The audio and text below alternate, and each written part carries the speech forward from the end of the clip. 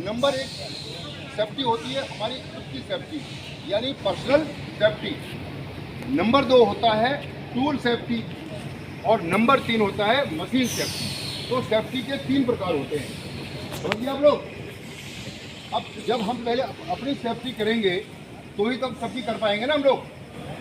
हम खुद ही सेफ नहीं हैं तो हम सेफ्टी कैसे कर सकते हैं। और अगला मैं बताया आपको टूल सेफ्टी। टूल, जिस टूल से हम काम करते हैं, जैसे हमारा कटिंग प्लेयर है या प्लास है या हमारा जो भी टूल इस्तेमाल करते हैं, ऊपर इस्तेमाल करते हैं, तो अगर उसकी सेफ्टी भी नहीं होगी तो फिर क्या फ़ायदा। अब मैं आपसे कहता हूँ, मैं वेल्डिंग करने गया हूँ, वहाँ पे मेरा गोगल्स या मेरा जो कहना चाहिए गोगल्स जब वेल्डिंग करते हैं फेस शील्ड है वो टूटा हुआ है, तो अच्छी बात है क्या? नहीं ना, नहीं है ना। तो मेरा टूल ही ठीक नहीं है। मैं एक वायर को कट करने जा रहा हूँ, मैं मेंटेनेंस में, मैं आप एक इलेक्ट्रीशियन हूँ मैं, और वायर काटने के लिए जा रहा हूँ मैं, और मेरा जो कटिंग प्लेयर है उस पर रबड़ दस्ताने नहीं चल रहे। क्या ये ठीक है? जो रबड़ होता है, रबड़ ना, उस पर रबड़ नहीं चढ़ा हुआ है तो मुझे करंट लग जाएगा ना। मैं वहाँ पर काम करने जा रहा हूँ, मैं इलेक्ट्रीशियन हूँ और मैंने दस्ताने नहीं पहने हैं। हैंड ग्लव्स जो होते हैं रबड़ के होते हैं ना, रबड़ के होते हैं ना, जिसको इलेक्ट्रिकल सेफ्टी के लिए पहनते हैं। तो अब दस्ताने नहीं पहने मैंने, तो वो गलत है ना। मेरा टूल ही ठीक नहीं है, मेरा इक्विपमेंट ठीक नहीं है, तो मैं क्या सेफ्टी करूँगा। तो आप जान चुके हैं कि टूल सेफ्टी भी होना अति आवश्यक है। अब मशीन की सेफ्टी मैंने बताई आपको। मशीनों में जब हम काम करने जाते हैं तो वहाँ पर कई मशीनें ऐसी होती है जिसमें रोटेटर मशीन होती है, जिसमें पार्ट बनते हैं और कटिंग करते हैं, कट करते हैं।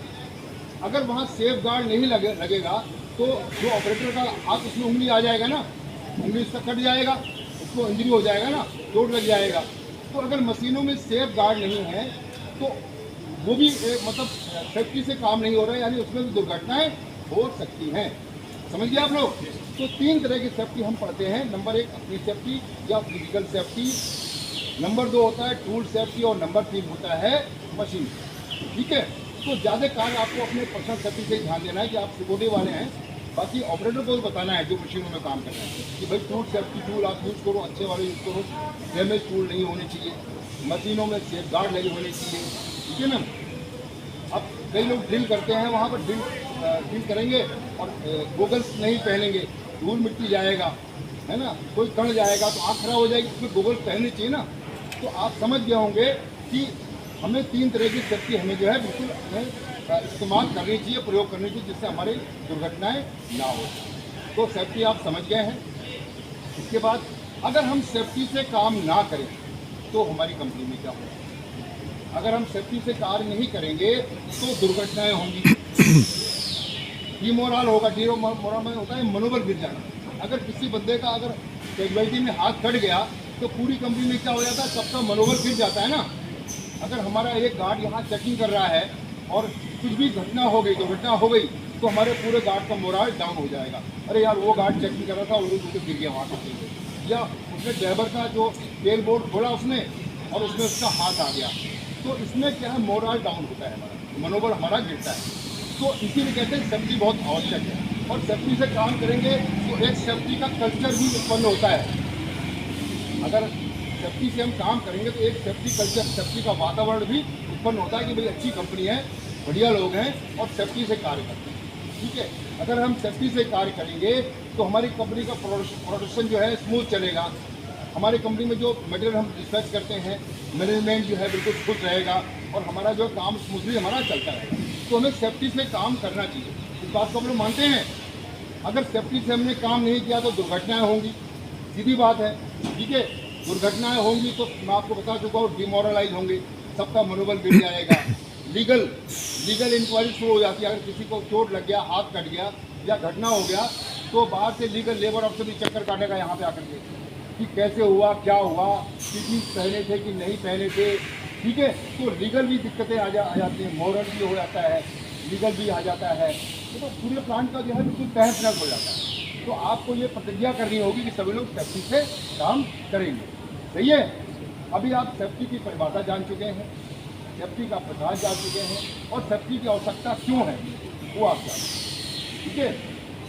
अगर एक कंपनी में कोई एक्सीडेंट होता है तो पूरी कंपनी में बदनामी होती है। अगर कहीं आग लगती है तो पूरी कंपनी में या बाहर भी बदनामी होती है इसमें, ठीक है। तो मोरल डाउन होता है, लीगल जो है हमें सामना करना पड़ता है और अगला कंपनसेशन देना पड़ता है। अगर किसी बंदे को चोट लग गया तो कंपनी को कंपनसेशन देना पड़ेगा ना, पैसा देना पड़ता है। तो ये फाइनेंशियल लॉस भी है। तो अगर आपको कोई पूछे कि भाई अगर सेफ्टी से काम ना करें तो क्या होगा, बोला सर 3 चीज़ें होंगी। मोरल डाउन होगा यानी मनोबल गिरेगा। नंबर 2 क्या है, लीगल मीन्स क्या, कानूनी कार्रवाई, इसके लिए जाना पड़ेगा। और नंबर 3 क्या है, फाइनेंशियल लॉस, यानी कि उसको मुआवजा देना पड़ता है, पैसा देना पड़ता है, ठीक है। तो 3 चीज़ें हो सकती हैं। तो आपको ये समझना है कि सेफ्टी आवश्यक है, क्यों आवश्यक है, उसकी परिभाषा है। आप जान चुके हैं सेफ्टी के बारे में। अब मैं चलता हूँ मेन टॉपिक है, सेफ्टी इंडक्शन, ठीक है साहब। अब एक सेफ्टी इंडक्शन, जब एक नया कर्मचारी आता है, जब एक नया एम्प्लॉय आता है, अभी मैं गार्ड की बात, सिक्योरिटी की बात करेंगे, पहले एक एम्प्लॉय की बात कर रहा हूँ। जब कंपनी में एक कोई नया एम्प्लॉय आता है तो हम उसका वेलकम करते हैं ना वेलकम, या हमारे पास कोई नया गार्ड भी आता है वेलकम करते हैं, भाई स्वागत है आपका, बोलते हैं ना हम लोग। तो जब वेलकम करते हो तो अपना परिचय देना है उनको कि सर मेरा नाम फलाना सिंह है, मैं यहाँ पर सिक्योरिटी हेड हूँ या सिक्योरिटी सुपरवाइजर हूँ, या मैं जो है ऐसो हूँ, यहाँ पे बताना पड़ेगा, ठीक है, परिचय देना पड़ेगा। अब उसके बाद उसको जब प्लांट के अंदर आएगा जो नया एम्प्लॉई, तो उसका इंडक्शन कैसे करेंगे आप, पहले अपना परिचय दो, उसका वेलकम करो और उसके अपनी कंपनी के बारे में बताओ। देखिए साहब, कोई भी कितने बड़े कंपनी से आया हो, जब नई कंपनी ज्वाइन करता है तो उसे दिक्कत आती है कि कैसी कंपनी होगी, कैसा कल्चर होगा और यहाँ कैसे काम करना होगा। तो उसमें आपको 7-8 बातें ध्यान रखनी। तो पहले आप उनको क्या बताओगे, जो आपका नया एम्प्लॉय आया हुआ है, अपना परिचय, वेलकम करना है। अगली बात बताना है कि सर कंपनी की पॉलिसी क्या है, हमारी कंपनी की पॉलिसी क्या है, हमारी कंपनी में क्या काम होता है, हमारी कंपनी से क्या हम मैन्युफैक्चरिंग करते हैं, क्या बनाते हैं, क्या डिस्प्ले करते हैं, बताएंगे ना कंपनी के बारे में।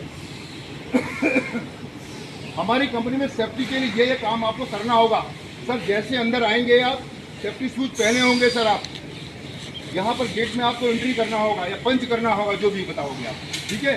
उसके बाद आप बताएंगे कि कंपनी का स्ट्रक्चर क्या है, कंपनी की पॉलिसी क्या है, कंपनी का स्ट्रक्चर क्या है। स्ट्रक्चर मीन्स बताएंगे आप उनको कि सर ये हमारा असेंबली एरिया है, बताएंगे ना, ये हमारे फायर सिलेंडर है हमारे यहाँ पर, इस गेट से आपको एंट्री होना है, ये हमारा वॉशरूम है, ये हमारा कैंटीन है और ये हमारा फर्स्ट एड का बॉक्स है। बताओगे ना कि नहीं बताओगे? भाई नया एम्प्लॉय को आपको उसको इंट्रोडक्शन करना पड़ेगा ना, बताना पड़ेगा कि सर यहाँ हमारा फर्स्ट एड बॉक्स लगा हुआ है, इस गेट से एंट्री करते हैं सर, ये हमारे एग्जिट गेट हैं सर, यहाँ से निकलना होगा जब आग लगेगा तो, ये हमारा सर वॉशरूम है, ये हमारी कैंटीन है, ये हमारा स्टोर, ठीक है, ये सब बताएंगे ना। तो जो कंपनी का स्ट्रक्चर है उसके बारे में बताएंगे। स्ट्रक्चर में बहुत चीज़ें आती हैं, असेंबल एरिया कहाँ पर है, कहाँ पर आपको अगर इमरजेंसी होगी, घटना होगी या दुर्घटना होगी या कोई भी फायर इंसिडेंट होगा तो आपको यहाँ पर आके असेंबल पॉइंट में आना है। नए एम्प्लॉय को नहीं पता कि असेंबल पॉइंट कहाँ पर, उसे पता ही नहीं बेचारे को, तो उसको बताना नहीं बताना इसको, फर्स्ट एड बॉक्स सर ये लगा हुआ है, ठीक है ना, समझिए।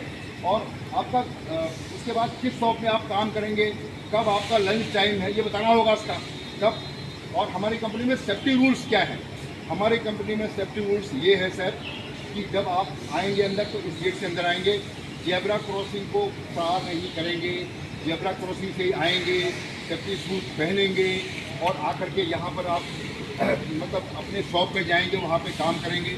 तो जो भी हमारी कंपनी के सेफ्टी रूल्स हैं वो सब बताएंगे, और सेफ्टी रूल्स का बताऊँगा बाद में आप, ठीक है साहब। तो आपने क्या बताया, कंपनी की स्ट्रक्चर बताया आपने, कंपनी की पॉलिसी बताई आपने, ठीक है ना। और जो भी उसके बाद अगली बात है, जहाँ जहाँ पे घटनाएं हुई हैं कंपनी में आपकी, सर हमारी कंपनी में 3 महीने पहले एक एक्सीडेंट हुआ था, अच्छा हाँ देखिए, फिर बताना है कि हमारी कंपनी में सर क्या क्या पीपी इस्तेमाल करते हैं।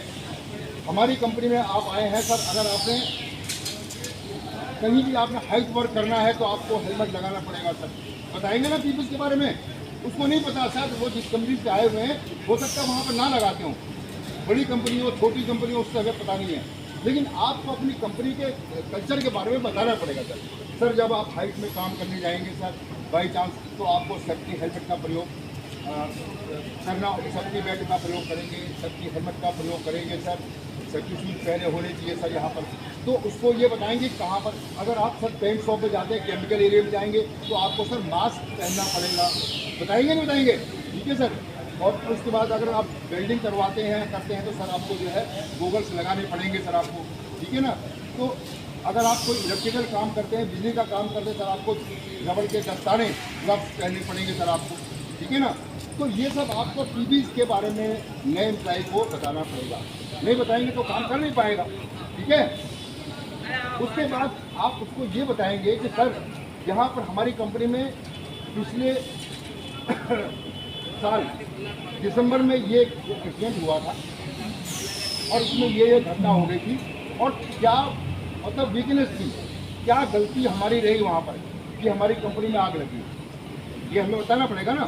कि एक बंदे का मशीन से हाथ कटा था सर, वहाँ पे सेफ गार्ड लगे थे, यानी जो पुरानी घटनाएं हुए हैं, पुराना जो एक्सीडेंट हुआ है उसके बारे में आपको बताना पड़ेगा।